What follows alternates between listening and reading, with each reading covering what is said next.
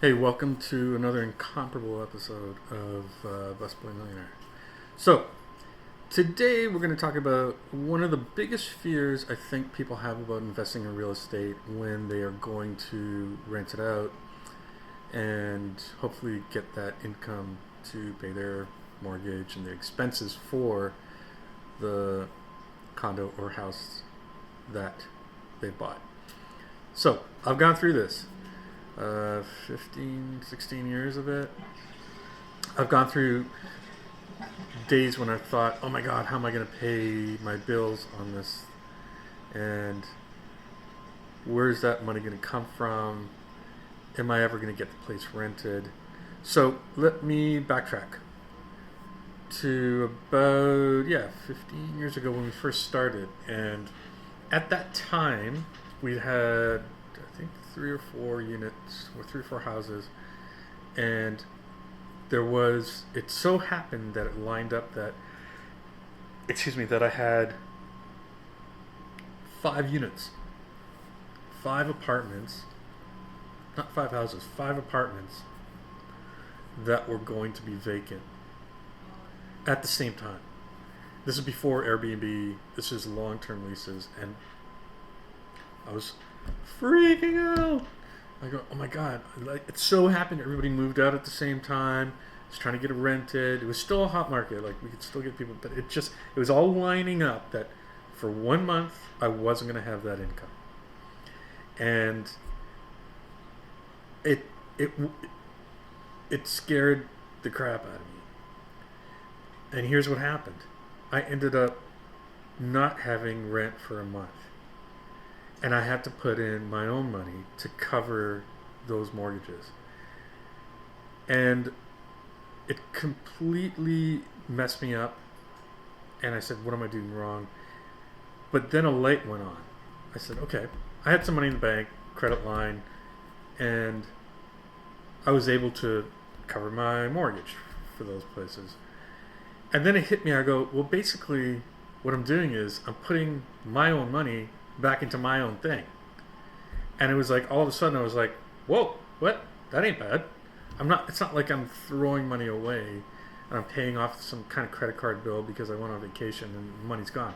I'd literally put my own money back into my own investment. And having those investments for the last 15, 20 years is, if I had to do that once, that's all right. That ain't bad. That's money well spent. And it happens.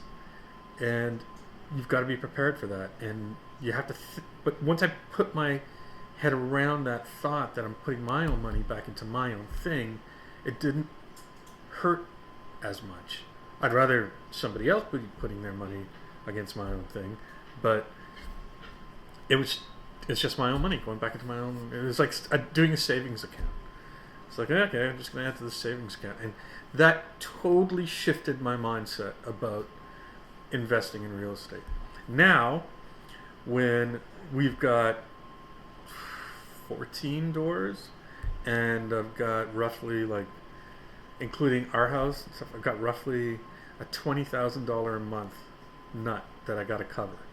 Every month, minimum, that's just more. I have to cover $20,000 a month.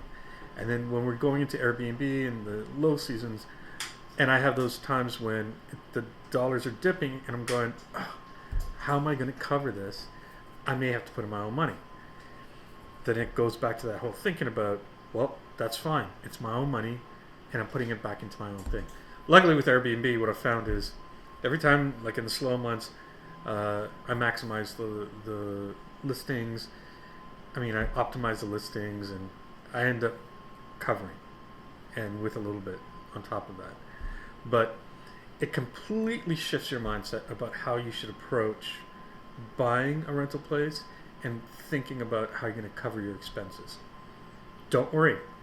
If you got to put some of your own money, fine. If it becomes a habit and you're putting your own money in 6 months out of the year, there's a problem. But if it's now and then, that's all right. Go ahead. Put your own money in, cover it. It's like forced savings. Don't think of it as a negative.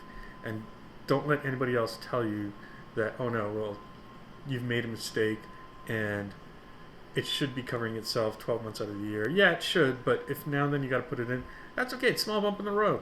But the majority of the time, you should be having somebody else pay for it. But it was a really, really great learning. I'm glad I went through it, and it taught me a lot.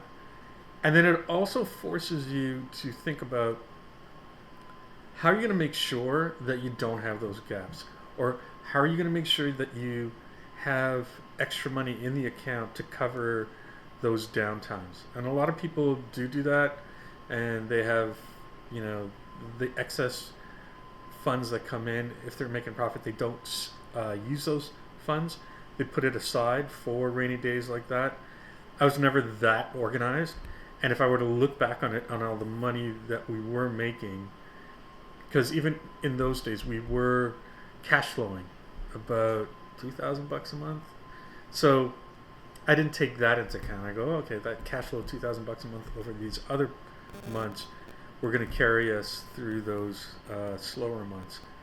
So that's the other way you have to think about it too. So overall, that whole year was more than break even though I had that 1 month where there was 5 units that were vacant for the entire month. So I would say that's how you have to look at it, and don't let that make it a negative for you that you don't want to do it. Okay, that's all I got. Busboy Millionaire out.